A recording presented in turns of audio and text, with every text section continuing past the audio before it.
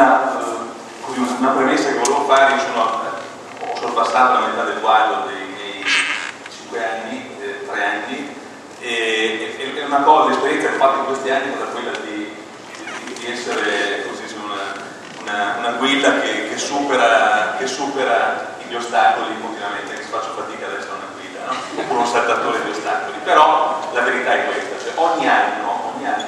ci sono delle condizioni sempre maggiori, quest'anno sono le condizioni più difficili di tutte, e bisogna cercare di superare queste difficoltà. Se siamo bravi le superiamo, se non siamo bravi ovviamente si fa fatica. Io devo dire che nel mio comune ho cercato di superare tutte le difficoltà e non ho fatto mancare nulla ai miei cittadini, una volta inventandomi la società di servizi dove trasferire le attività di gestione di quei servizi che prima magari facevano i lavori pubblici, recuperando un po' di risorse dall'IVA e quindi bilanciando un po' il nostro bilancio. Un altro anno mi sono inventato l'attribuzione esterna ai consorzi di promozione delle manifestazioni di una città turistica come la nostra. Insomma, abbiamo cercato di inventarsi un po' di cose. Quest'anno non ho più idee da inventare sinceramente, perché la questione è veramente molto, molto complessa. Soprattutto abbiamo fatto all'inizio della stagione un piano di assunzione del personale, perché dico, gli ultimi 2 anni vedo di fare non clientela, ma di mettere in campo delle professionalità per poter accelerare e velocizzare le iniziative che andiamo di realizzare. Anche qui non è possibile farlo. Allora, io voglio prendere sempre positivamente le questioni. Bisogna, in questo momento in cui lo Stato ha una necessità assoluta di coprire i propri conti, e su questo non c'è ragionamento da fare, ogni persona di buon senso capisce che è necessario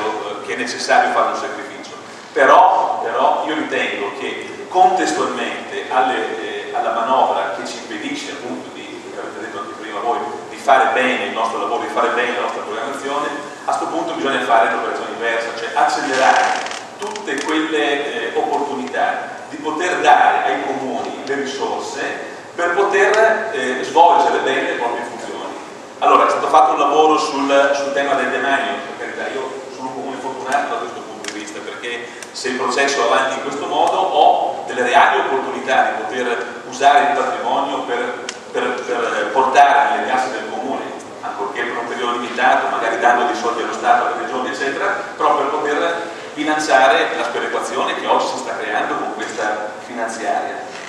C'è bisogno di capire se questa imposizione locale unica è veramente una cosa che si può fare, sia il tema della cedolare secca facendo emergere magari l'evasione fiscale sugli affitti, e tutta la questione dell'imposta sulla casa e sulle proprietà, però bisogna trovare sicuramente un meccanismo perché i comuni possano avere quello che hanno diritto, cioè di fare in modo che le risorse che arrivano dal territorio siano utilizzate dal territorio. Un'altra questione riguarda, l'ha accennata qualcuno prima, il tema tradizionale IRPEF. Anch'io mi convinco sempre di più che questa libertà dei comuni di applicarlo, di non applicarlo, di applicarlo in mezzo, a 3/4 e un quarto, forse andrebbe un pochino regolamentata, perché nell'ottica di avere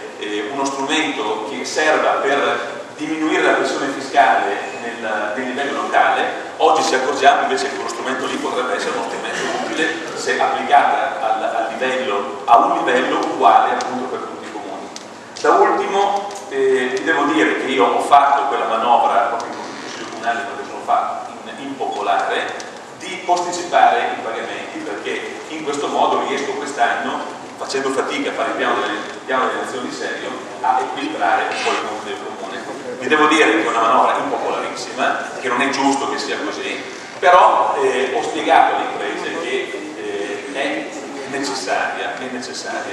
Ultima questione, lo dico come comune, magari interessa anche a Mira, però lo dico anche ai parlamentari che sono presenti, sulla questione dei fondi per chi li ha, della legge speciale, cioè di leggi speciali che attribuiscono ai comuni per delle specialità delle risorse, vediamo di trovare una strada per toglierli dal